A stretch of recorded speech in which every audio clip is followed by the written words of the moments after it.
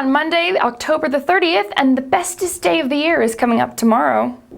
So if you're looking for the spiffiest thing to wear for Halloween ever, you'll have to wait till next year because the HAL 5 robotic suit hasn't quite started mass production yet, but they do plan to have 20 made by next year and a few hundred the year after that.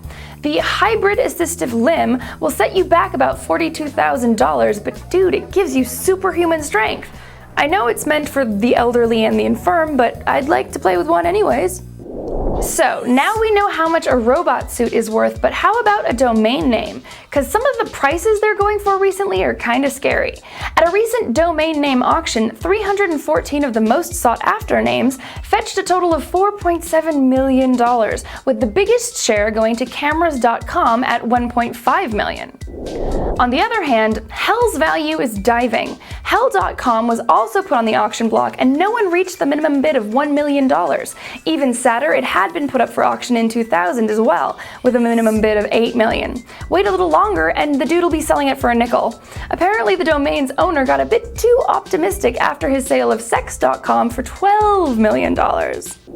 So I saw this post's headline, Sex, Drugs and Broadband, and I thought, yeah, finally, a really down and dirty scandal in the geek world. And then I read that Xavier Nile of Free Broadband's parent company, Iliad, had been convicted of embezzling funds from a sex shop that was a front for a prostitution ring.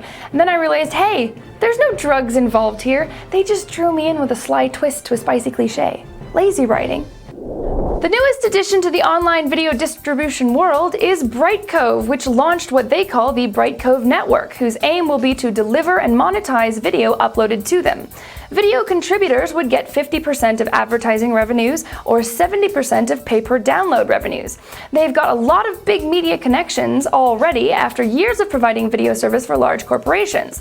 They say they want to focus on semi-professionals or serious amateurs, and perhaps small businesses.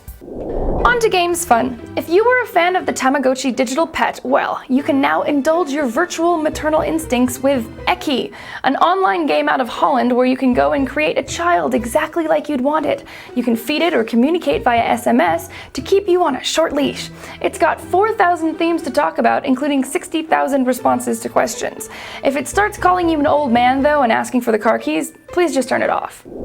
A bit of TV news here at the end. Many European companies are currently struggling with decisions on how to extend TV licensing fees to cover new viewing devices. In the UK, people pay a total of about £3 billion a year for their television fees, which provides a large part of the revenue for public programming on the BBC. But what about mobiles or computers with TV access? The biggest hullabaloo seems to be over small businesses that have to pay a TV license on computers that are not being used for TV. Or so they say. We know what their employees are up to. And on that note, here's a Machinima version of a Halloween classic. We're gonna keep them coming all week long.